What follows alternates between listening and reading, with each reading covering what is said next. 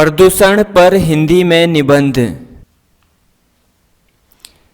प्रदूषण का अर्थ है प्राकृतिक संतुलन में दोष पैदा होना, न शुद्ध वायु मिलना, न शुद्ध जल मिलना, न शुद्ध खाद्य मिलना, न शांत वातावरण मिलना।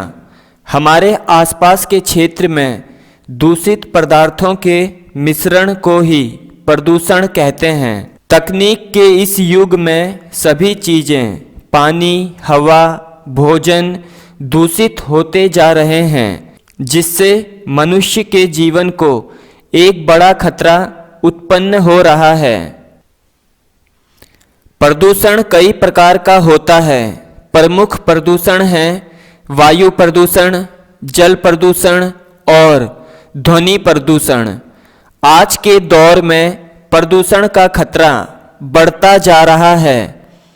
हम सभी को जीवित रहने के लिए प्रकृति में संतुलन बनाए रखना अत्यधिक आवश्यक है, परंतु आज के समय में विभिन्न प्रकार का बढ़ता प्रदूषण प्रकृति में असंतुलन पैदा कर रहा है, जिससे मानव प्रजाति व जीव जंतुओं के लिए बड़ा खतरा उत्पन्न हो रहा है। हम जानते हैं कि हमें जीवित रहने के लिए शुद्ध हवा, स्वच्छ जल तथा पोषक तत्व युक्त भोजन चाहिए। प्रदूषण के कारण, रीजन फॉर पॉल्यूशन। प्रदूषण को बढ़ाने में कल कारखाने, वैज्ञानिक साधनों का अधिक उपयोग, फ्रिज, कूलर, ऊर्जा संयंत्र आदि दोषी हैं। प्राकृतिक संतुलन का बिगड़ना भी मुख्य कारण है। वृक्षों को अंधाधुंध काटने से मौसम का चक्र बिगड़ा है। घनी आबादी वाले क्षेत्रों में हरियाली न होने से भी प्रदूषण बढ़ा है। जब घनी आबादी वाली जगहों पर हरियाली नहीं होती, इस वजह से भी प्रदूषण बढ़ता है। संसाधनों के अंधाधुंध प्रयोग से भी प्रदूषण की मात्रा में वृद्धि हो गई है। मनुष्य को जीवन यापन के लिए अनेक वस्तुओं की जरूरत पड़ती है और दिन प्रतिदिन मनुष्य की मांग बढ़ती ही जा रही है। लोग कूड़े को ठीक तरीके से नष्ट नहीं करते हैं, जिसकी वजह से मिट्टी की उर्वर शक्ति नष्ट हो जाती है।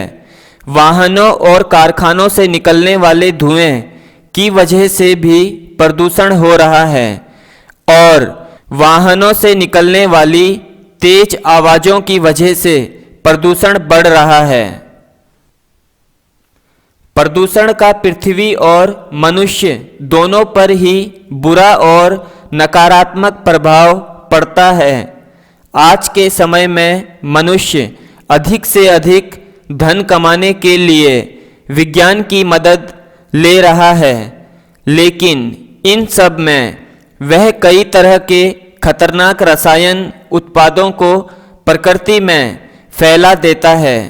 सभी प्रकार के प्रदूषणों की वजह से मानव के जीवन के लिए खतरा उत्पन्न हो जाता है। आदमी खुली हवा में लंबी सांस लेने के लिए भी तरस जाता है। प्रदूषण से बचने या प्रदूषण को रोकने के उपाय। नंबर 1, प्रदूषण नियंत्रण के लिए सबसे महत्वपूर्ण है कि हमें लोगों को ज़्यादा से ज़्यादा जागरूक बनाना चाहिए तथा जन जन तक प्रदूषण के कारण व निवारण संबंधित जानकारी पहुंचानी चाहिए।